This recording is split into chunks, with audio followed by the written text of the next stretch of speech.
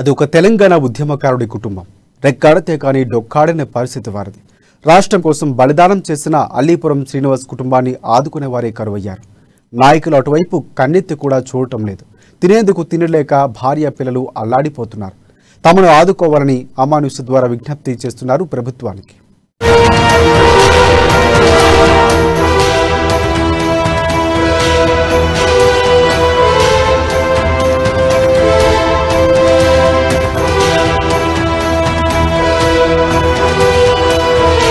నిజామాబాద్ జిల్లా సిరికొండ మండల కేంద్రంలోని చాకలి అల్లీపురం శ్రీనివాస్ తెలంగాణ ఉద్యమంలో చురుగ్గా పాల్గొన్నాడు. అనునిత్యం తెలంగాణ కోసం తప్పించాడు. తెలంగాణ రాదేమోనన్న మనస్తాపంతో 2010 జూలై 26న ఆత్మ బలిదానం చేసుకున్నాడు. శ్రీనివాస్ మరణాంతరం ప్రముఖ రాజకీయ నాయకులంతా భౌతిక కాయాన్ని పరామర్శించారు. మేమున్నామంటూ హామీలు ఇచ్చారు. ప్రస్తుతం సీఎం కేసీఆర్ అప్పట్లో శ్రీనివాస్ అంతిమయాత్రలో సైతం పాల్గొన్నారు. ఇంటికి వెళ్లి మరీ భరోసా ఇచ్చారు. కుటుంబాన్ని అన్ని విధాలా ఆదుకుంటామని చెప్పారు.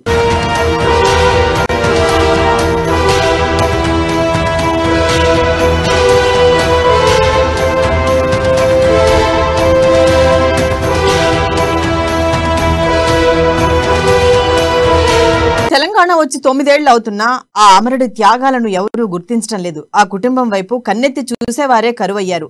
శ్రీనివాస్ కుటుంబానికి 10 లక్షలు, 3 ఎకరాల భూమి, ఇల్లు, కుటుంబంలో ఒకరికి ఉద్యోగం ఇప్పిస్తామని అప్పట్లో కేసీఆర్ ప్రగల్భాలు పలికారు. ఇంతవరకు ప్రభుత్వం తమకు ఎలాంటి సహాయం చేయలేదని, మేమున్నామంటూ హామీలు ఇచ్చిన నేతలు ఇప్పుడు పట్టించుకోవటం లేదని శ్రీనివాస్ భార్య పిల్లలు ఆవేదన వ్యక్తం చేస్తున్నారు.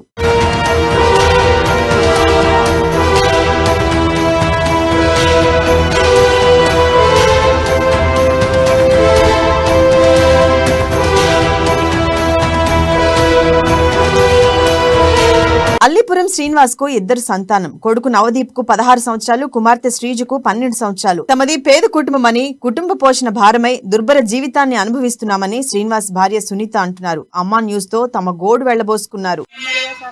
కొంచెం మా గురించి కొంచెం ఆలోచించి మాకేదైనా సహకారం చేయండి కదా సార్. మేము అందరం ఆడోళ్ళం ఉన్నాము. మాకు ఎక్కడ పరిస్థితి ఏమీ లేదు, భూమి లేదు, ఇల్లు లేదు, ఏమీ లేదు. కూలి పని చేసుకుంటూ బతుకుతున్నాం సార్. మాకు కొంచెం న్యాయం జరిగేటట్టు చేయండి సార్. కొంచెం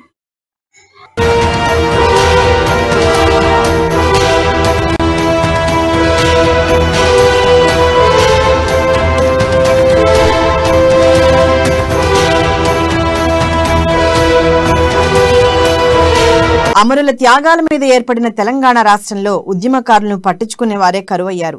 ఇప్పటికైనా ప్రభుత్వం స్పందించి అమరవీరుల కుటుంబాలకు న్యాయం చేయాలని పలువురు కోరుతున్నారు.